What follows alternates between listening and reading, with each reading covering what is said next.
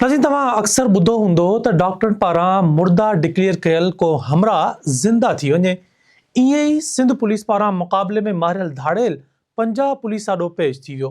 सिंध जे घरू खाते वारे वज़ीर ज़ियाउल हसन लंजार 2 महीना अॻु प्रेस कॉन्फ्रेंस करे दावा कई हुई त 50 लख इनाम याफ़्ता इंडड़ गैंग जो धाड़ेल तनवीर इंडड़ खे पुलिस मुक़ाबले में न्यूट्रलाइज़ कयो वियो आहे।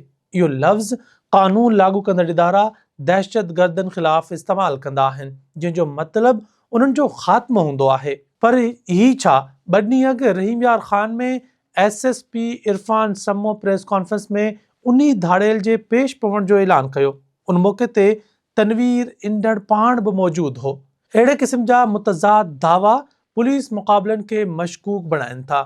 यक़ीनन सूबाई घरू वज़ीर खे पुलिस ऑफिसरनि ब्रीफ कयो हूंदो, तॾहिं उन एॾी वॾी दावा कई हूंदी। ख़ासि अधूरी मालूमात ते प्रेस कॉन्फ्रेंस कराइण वारनि खां छा पुछाणो थींदो? धाड़ेल तनवीर इंडड़ केरु आहे?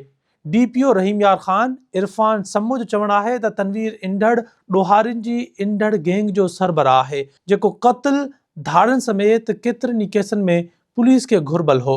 मुल्तान मोटरवे हमिलो केस, 5 पुलिस एहलकारनि जी शहादत समेत संगीन ॾोहनि जा 45 केस दाख़िल आहिनि। तनवीर इंडड़ गैंग जो सभ खां ज़ालिम तरीन सरबराह हो। हुन हिकु सियासी अॻवान जे चवण ते सरेंडर कयो आहे। इंडड़ गैंग जे पस मंज़र ते नज़र विझूं त कच्चे में इंडड़ गैंग खे ख़तरनाक तरीन गैंग सम्झो वञे थो। हिन गैंग रहीम यार ख़ान ऐं ॿियनि इलाक़नि में ख़ौफ़ जी अलामत बणियल रहियो। हिन गैंग जो बानी सरबराह जान मोहम्मद उर्फ जानू इंडड़ हो। जानू इंडड़ खे पुलिस तरफ़ां मुक़ाबले में मारण जी दावा कई वई हुई, जंहिं बाद सरबराही तनवीर इंडड़ हवाले कई वई। इंडड़ गैंग जे ॾोहारियुनि साल 2021 में पंजाब जे शहर सादिक़ाबाद में हिकु पेट्रोल पंप ते काह करे 9 ॼणनि खे क़त्ल करे छॾियो हो।